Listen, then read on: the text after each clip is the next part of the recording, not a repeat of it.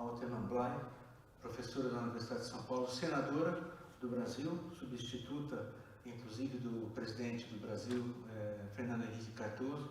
Tem uma história muito importante para a inserção da mulher, desde o século passado até esse, e tem liderado movimentos importantes para a mulher na Universidade de São Paulo. Então, nós seguimos essa orientação com muito prazer. Hoje pela manhã nós tivemos um evento, também com poucas mulheres, isso é importante ressaltar. A professora Manuela Vecchi, que organizou esse dia, né, com muita dedicação, mas talvez a discussão da mulher ainda nós tenhamos que conversar um pouco com as mulheres para que a gente tenha um pouco mais de presença na discussão, na reflexão e no posicionamento, né, de todas as questões que estão sendo colocadas, que foram muito bem discutidas hoje de manhã. Aqui nós começamos a reunião às 9h30 e terminamos quase 2 da tarde. Né?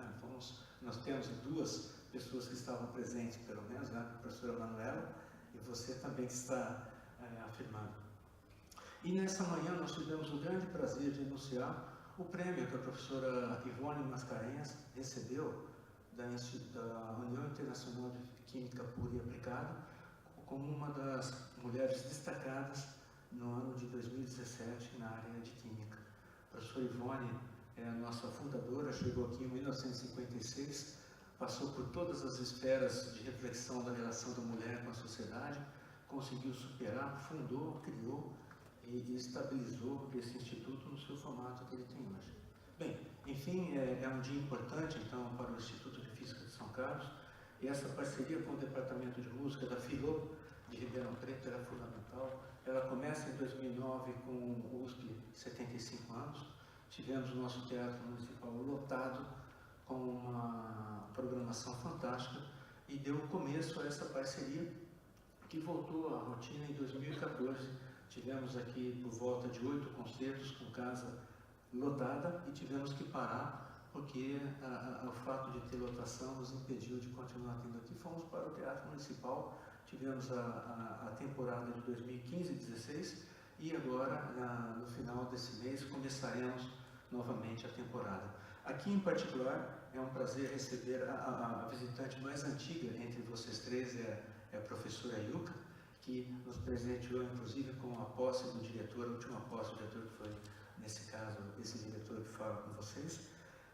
Eu já tive a oportunidade de acompanhar a professora Fátima Corvisia em Ribeirão Preto e aqui no Teatro Municipal. Já conheci o nosso piano de cauda, que precisa de um bom concerto, estamos trabalhando com isso. E hoje nós temos a novidade de conhecer também a professora Silvia Berg, que nos presenteia aí, uma compositora, né, e regente também, e que traz esse trio de mulheres muito importantes desse departamento, traz esse conjunto de obras da Chiquinha Gonzaga, que é fundamental. Nós temos também obras da Dionice Catunda, mas eu não vou entrar tanto na programação, que eu vou deixar essa tarefa para a professora Silvia Berg. Embora tenhamos poucas pessoas, eu tenho a boa memória de que quando temos poucas pessoas, quem assiste não esquece, porque tem um contato mais ainda íntimo com os músicos. Então, obrigado pela presença de vocês nesse dia tão especial que é o Dia Internacional das Mulheres. Obrigado a todos pela presença.